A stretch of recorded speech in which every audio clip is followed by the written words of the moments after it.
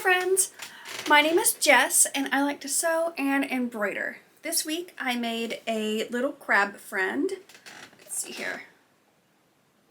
And so we've got the crab here, the Cancer crab, and then we've got the constellation here. And then I went in with some watercolor and colored them in, and then there's a little bit of acrylic paint on top. He took me a week to finish, but he really only took about 6 or 7 hours, maybe about 7 or 8 hours to do completely. Stitch, paint, and then finish up, which he's still not finished. I need to get some felt, cut it out, and then glue it onto the back here, and then he will be completely finished and ready to do whatever he's going to do. I have no plans for him as of yet. He can be hung on a wall or shoved in a box in the back of the closet or do whatever he wants to do.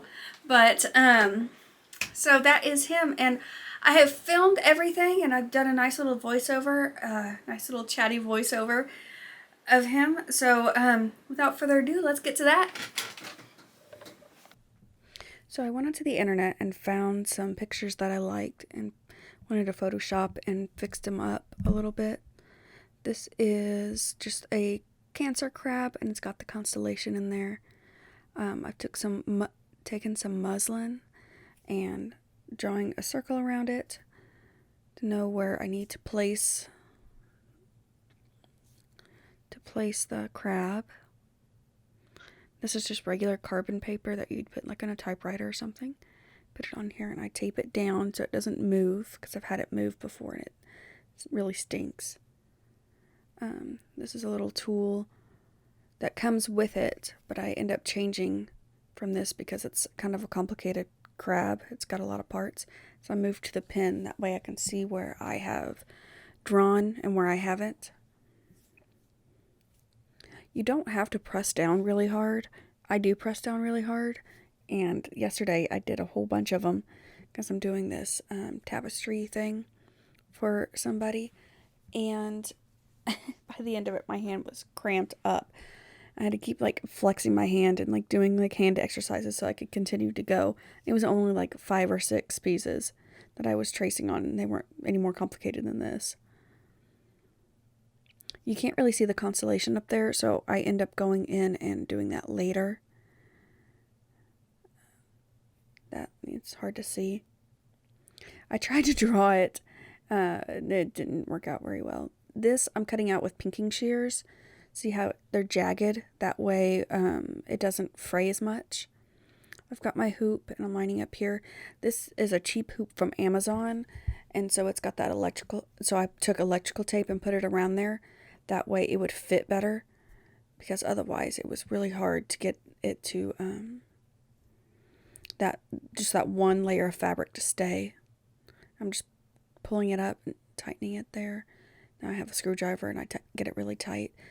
I was told that the best way to know if it's tight enough is to tap it like a drum. And if it sounds like if you tap on it and it sounds like a drum, then it's tight enough. So that's what I go for. Plus it's really fun. And this is just me stitching. If you look in the background, you can see my puppy sometimes. I've got a corgi named Henry. And I've got a Shiba Inu named Stella. She'll pop up here in a little bit, and she's got the cone of shame on in the video. Summer is not a good time for Stella. She has really bad allergies. I just pick a random spot and then just start going, and I just go in and out, just a back stitch, so it pretty much looks the same on the outside as it does the inside, except for obviously on the inside I've got all my knots and stuff. Some embroiderers or people who embroider, they don't use knots. They just do a back stitch, or they do a loop, which is how I like to start my strand. But if I have to cut it for any reason, then I have to, I just put a knot on the back. I just want to make sure that it's nice and secure. This is just some muslin that I had laying around from when I made a slip And it works really well. It takes the watercolor really nice, which we'll see in a little bit. And it's pretty, the weave is not loose, but the weave is pretty together. It's pretty tight. I guess it's a pretty tight weaved fabric, but not so tight that it makes my teeth hurt when I pull the needle through the fabric, which I've done. I've worked with fabric like that before, and that was awful. But it's not loose. So, but if it was loose, like whenever I do my tea towels and things like that, I would just use a water soluble stabilizer, and it's just an interfacing that you put on there, and I just do some long basting stitches on it, and to keep it secure. And then whenever it's done, I will take the basting stitches out, and then I'll just run it under water, and then just kind of rub on it a little bit, and then that stabilizer comes off. The supplies that I get are just from my local hobby store. I'll go to Joann's, or sometimes I'll order them on Amazon. I have a hard time ordering them online a lot of the times. Well, one, because I get things like these hoops that have to be reinforced with the electrical tape, which you can kind of see down there at the bottom. You can, little gathers and whatnot. It's not too bad, and so I don't worry about it too much. And I've got the hoops. I'm not going to return them. I hate returning things, and especially when they're functional, you just have to mess them with a little bit. But like my threads and stuff, I make sure that I go and get those in person. I make sure to get them in person so that I can ensure that they are the correct colors, and I can just shop around and make sure that they are exactly what I want. And it's harder to do that online. They don't really carry them at Walmart, so I have to go to Joann's, and they're not, the things of embroidery floss aren't that expensive. Here for the eyes, I do a French knot, and I struggled a little bit with the keeping onto it or keeping hold of it while it was going through.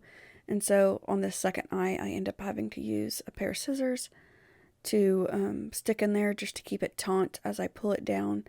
And I end up doing too many loops. I thought I did 7 on the first eye. I didn't. I must have done like 5 or something. And then whenever I pull it down like that, see how I let go of it? Well, then when it came down there, it didn't. It's hard to see on the video, but right there I'm stitching down the little loose parts there, and it looks okay. You wouldn't even know if I wouldn't have told you looking at it up close. I don't just embroider. I do a lot of sewing and whatnot too. I've done a lot of skirts, and I've tried to do a lot of blouses.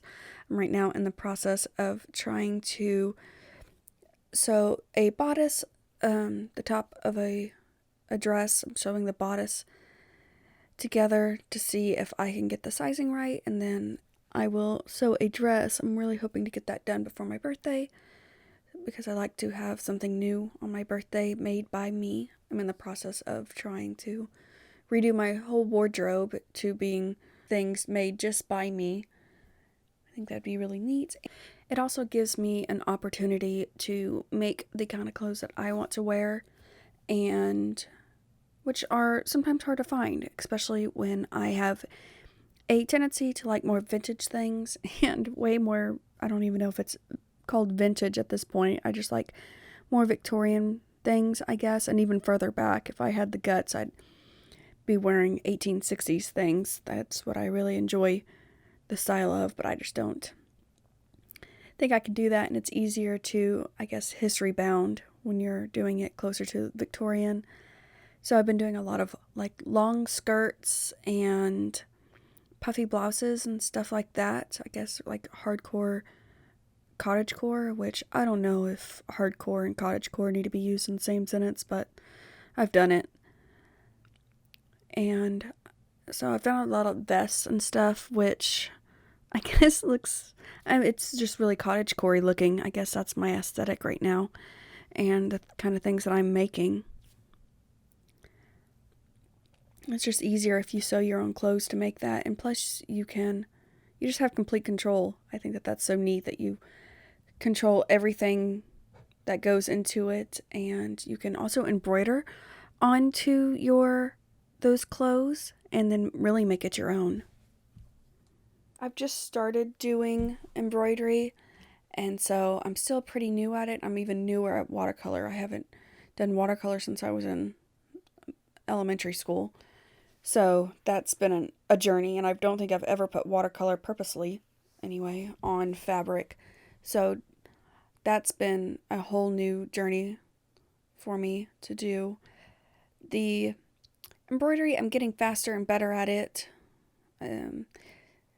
Usually it would take me probably about a week to do a piece, a week or two, just depending on how my wrists are feeling and if I can keep going or if I have to put it down and take breaks and whatnot. This piece, and that's usually like if I'm filling in the piece with thread, like I said there, embroider the whole thing. This piece didn't take me too long. It took me maybe about 5 hours to do the crab outline here, and then maybe probably about an hour to do the watercolor paint on it. I only filmed about half of that because I did it and then went in there. I painted it and then came in here and was doing some editing, and then my husband came home hours later and I was like, oh, go look at my crab. I think he's finished. I just have a little bit more acrylic, or I'm going to go in with some acrylic and do some stars on it. And he goes, oh yeah, it's nice. Well, I went in there and looked at it, and like it was completely faded, like I needed to go over another time. So eventually I did go in there and I touched it up, and all I did was just go in with the same colors, and I didn't film it, but I went in there with the same colors and fixed that so that it looked a little bit nicer and brighter. And that took me about an hour total to do that. It dries surprisingly fast, especially for how much water I'll use. I end up refilling my little pen twice, or filling it up once and then having to refill it again. Just the once. I just go onto the internet and find designs that I like or pictures that I like, and then I'll take them into Photoshop and try to tweak them and whatnot. I feel really guilty about using other people's work and then embroidering it. Eventually, when I do start, which I've already sold one thing, which I was super excited about and super proud of myself, but I felt really guilty because it wasn't my own artwork that I had done. It was something I had found on the internet, and then there's Stella and her little cone. But I feel really bad about it because it's not my artwork, and I haven't asked permission or anything, but I feel like it's kind of okay, I guess, because I'm not intending on selling these things. I'm just, right now anyway, I'm just doing it for practice and to get better at it, and then eventually I want to be able to draw out my own designs and then embroider them and paint them, and then it'll all be mine and there's no guilt there. As it is, I do try to tweak them as much as I possibly can. I can't draw very well anyway, so it'll be quite a endeavor to go ahead and draw out my designs and whatnot once I get to that point.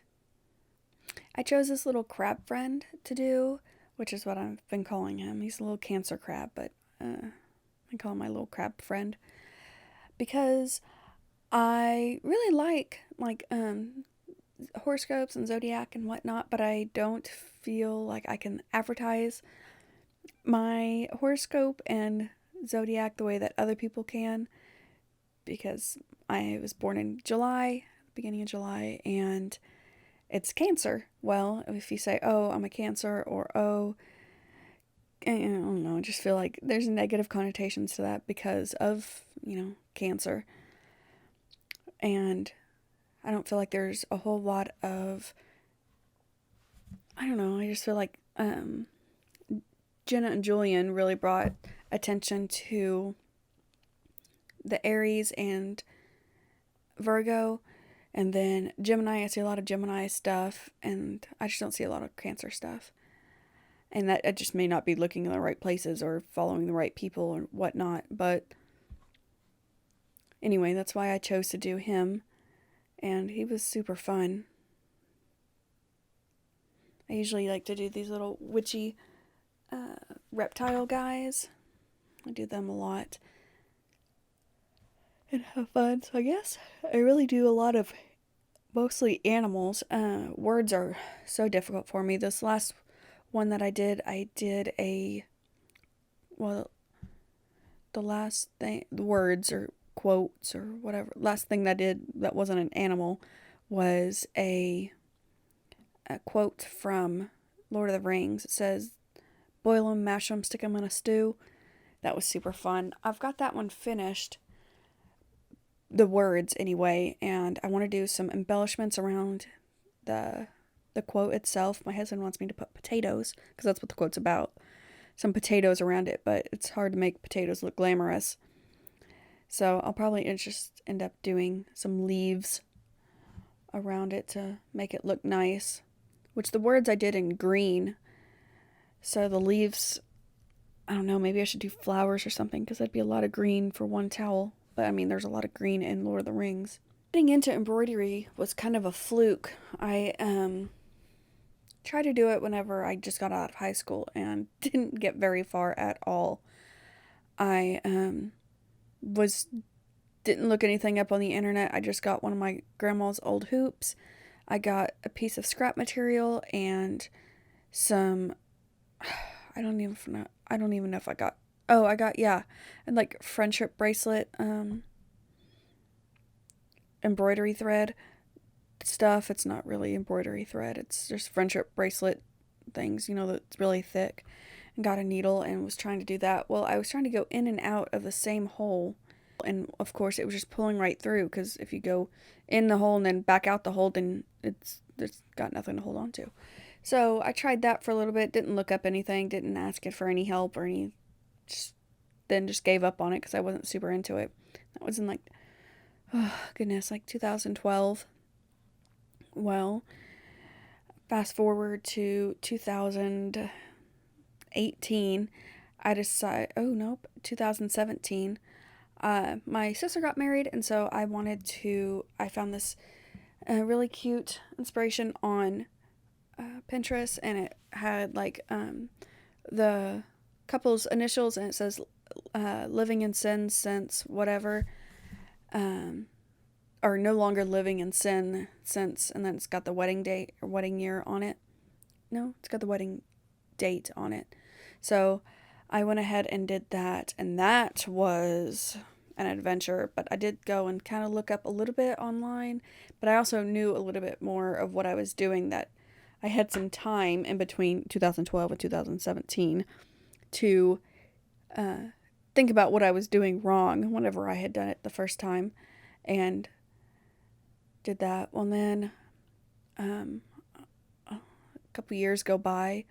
Well, I guess, yeah, and then I waited till 2019, the end of 2019, and I picked up again, and I decided that I was going to embroider this little lizard witch friend for my friend's mom, who was buying a new house, and I wanted to give her a housewarming gift, and she really likes dragons. Well, it was like a little thorny dragon lizard guy, and I just fell in love with him, and so I embroidered that on the tea towel, and just had so much fun doing it that I ended up embroidering Invader Zim on, it was from Invader Zim, but it was Gur on a pig for my friend, and then I ended up embroidering some strawberries on one of my grandpa's old handkerchiefs for my grandma, and then I just started embroidering from there, and I just find it super fun.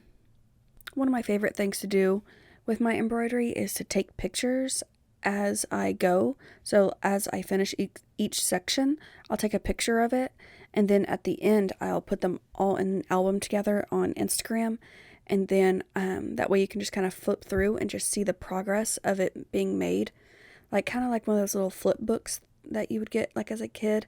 And it'd be like a little stick figure skating on a skateboard, and then he does a flip, and then all of a sudden he crashes into a wall and falls down or something like that. But it's super cool just to flip through the pictures and see the progression of the embroidery and see it come to life.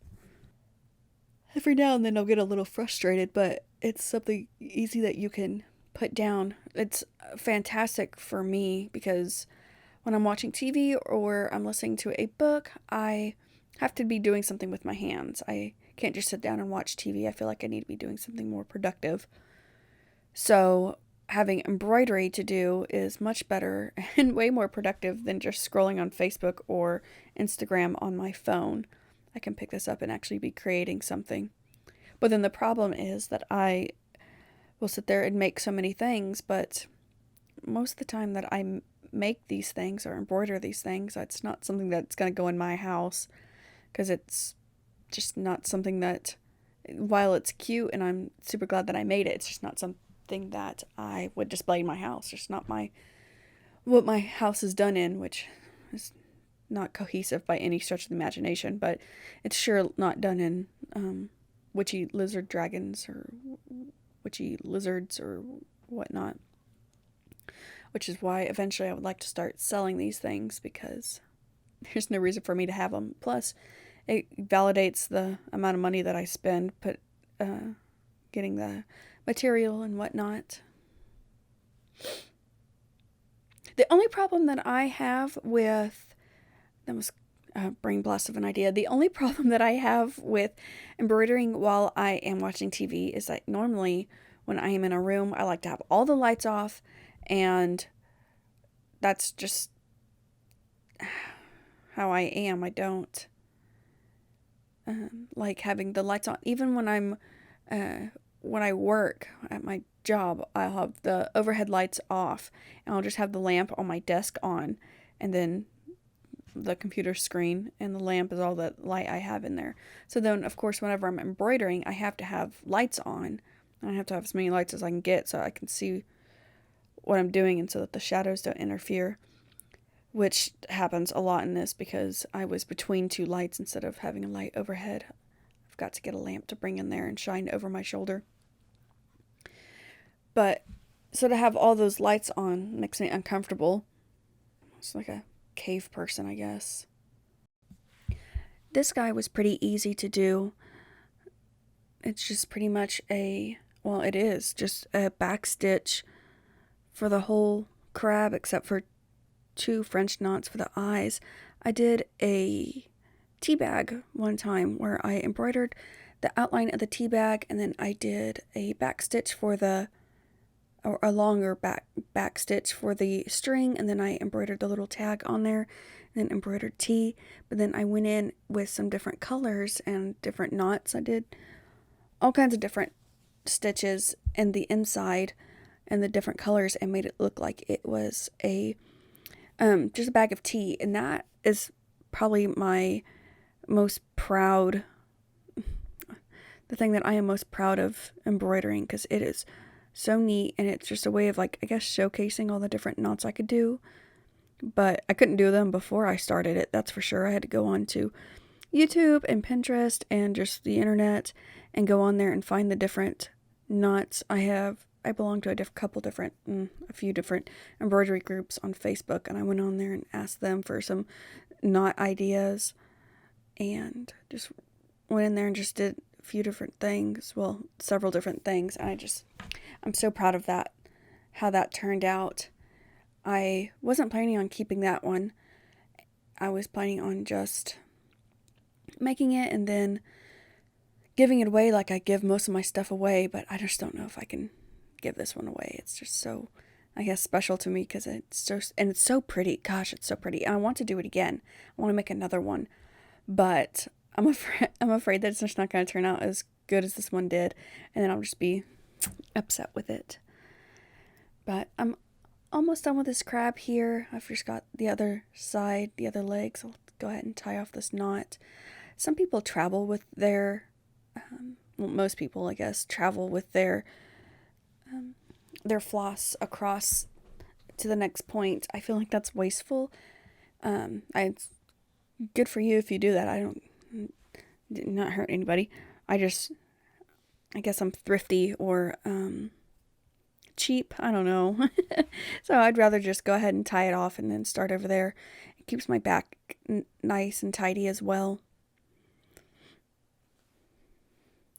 I was telling my husband that, like, how much of a cinematic experience this really is, me pressing this hoop into my chest and then going from there. But that's just the best way for me to get a hold of it, and I don't know, it's just how I do it. I even went and bought some stands and to put this in, and the tabletop one, I don't know if I'll ever be able to do that because it's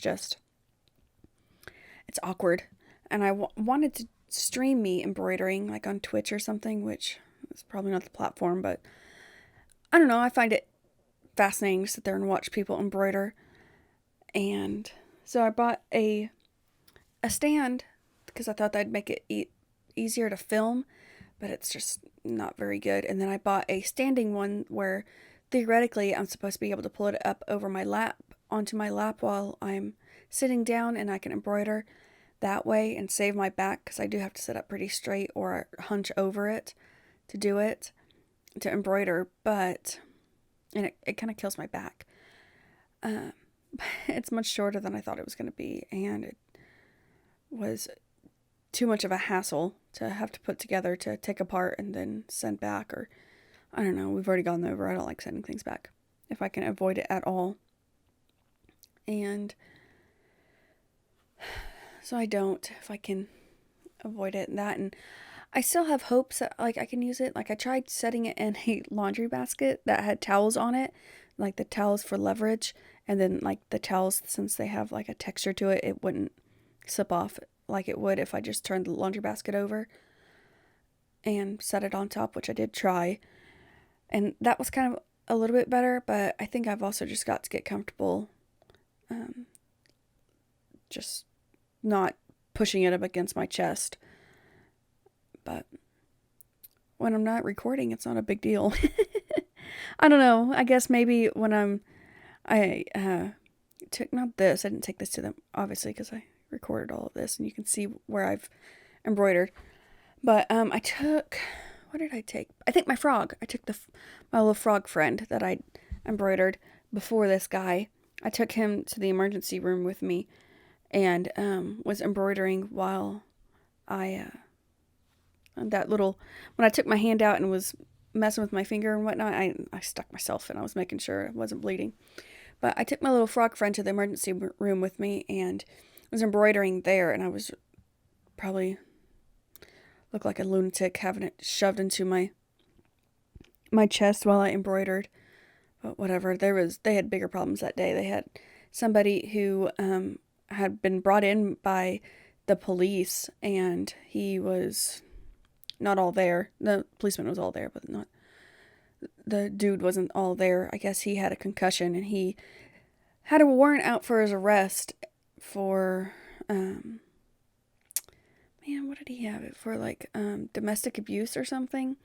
I don't know. That guy had all kinds of tales, and he sat right behind me. I'm sitting there trying my hardest to mind my business, but he was all kinds of loud and telling everybody his business, and it was hard to mind my own business. So I just sat there and embroidered on my little frog friend, listening to how he was innocent of every wrongdoing that he's ever been accused of doing. But anyway, so I've got just this last little leg to do. At this point, I had gotten off the couch and had gotten a computer chair and was doing it that way. That way I could get a better angle on it. But this computer chair is not. The computer chair I'm currently sitting in is good, but the computer chair that I was sitting in to embroider is not good. It was kind of wobbly and kind of messes with your head when it wobbles like that. Just slightly. Not like a big wobble like a rock, just a little bitty wobble. But go ahead and get this done. And his little toenail or whatever, that's awful. I take that back. Don't. thinking of a crab with toenails. Tie it off here, and then I don't think you're supposed to split the strings and tie it like that, but I like to make sure it's secure. This I went on to the internet and printed that, or no, I didn't print it off, but I went and I copied it and then put it into Photoshop, and then I went on over it and then plotted the stars, and then came in here and did some French knots for the stars. I did it in black, which I am aware that stars aren't usually black. They are full of light, so that they are bright colors. But I went ahead and did it in black because I was not thinking, first of all, but then whenever I go and color it, if I did it in white or any other color, it would have soaked that color up and it wouldn't have looked good. I go in here and then I just connect the dots to show you the constellation star pattern. Because it's not clear, it just looks like a Y. I don't know how you get a crab out of that. And here we are to the fun part, the watercolor. So this pen here, it's a brush pen thing. It's got water inside it. So I go and I have a coffee cup next to me as well, and I dip it in there and then get the watercolor wet, and then I get the color and I go in there and I dip it, and then I just squeeze the pen and it drips water out, and then drips that out onto the fabric and gets a pretty even coverage. I am aware that it's bleeding past the outline that I have just painstakingly embroidered, and I kind of like it, especially for this guy because he's like a cosmic crab, and so he's just a part of the cosmos. So, and the outline is just like in your head, I guess, like a star pattern is a constellation. I guess I'm not really good at pronouncing that word, so we're gonna say star pattern. And so I go in here and then I look at him and I decide that right side or the upper side needs some more to kind of match the other sides. I put the yellow on here. It's kind of like a dingy yellow to give him dimension. Like I said, I'm not an artist. I can't draw. It was my first time painting. And so I'm just kind of messing around trying to figure out what looks good. But I do like how I put that in the center and then around the edges. Eventually I have to go back in there and kind of fix that and go back in there because as it dried, it kind of just blended in better. I'm just going in randomly. You can see at the top where I've mixed different colors, and eventually I do make a beautiful pink because that palette doesn't have pink. There it is. That's a beautiful pink. And I'm just going in there randomly. I eventually ended up going in on Google and finding a I just Google searched galaxy and then tried to match that, but I don't know if match is the best, but just get ideas from there. And I mix this gray myself. I'm pretty proud of it too. It's pretty. I probably should have done that before I did all the other patterns, or not patterns, other colors. But after I did all this, because I was really for sure, like from the very beginning, I decided that I was going to go in and for each one of those stars, I was going to take a drop of black and then do it that way. That way you could see that they're stars. Well, after it dried, I got to thinking what I said earlier, that stars aren't black. They're going to be full of color. So that didn't make sense. But I think that I found a pretty good solution for helping that out later. This is just me showing you, well, a little bit of the mixing of the colors. And then I'm just going in here. I have to be careful that when I go in between his little legs there, because otherwise it'll bleed into the crab. You can kind of see that on that bottommost leg, how that purple kind of bled in there. And then I go back, here's where I go back in with the yellow, more concentrated, and then I go in the center. And then kind of on the outsides, just, I guess it's kind of like a highlight. I don't know, I'm just winging it. I just went to, because we went to Walmart to get some watercolors, but I didn't feel like the Crayola washable ones were the ones that I needed. So we went to Hobby Lobby, and I think this thing was like $30. But I feel like they're pretty good watercolors, way better than what I remember doing them in, or painting with in school. And I really like this pen.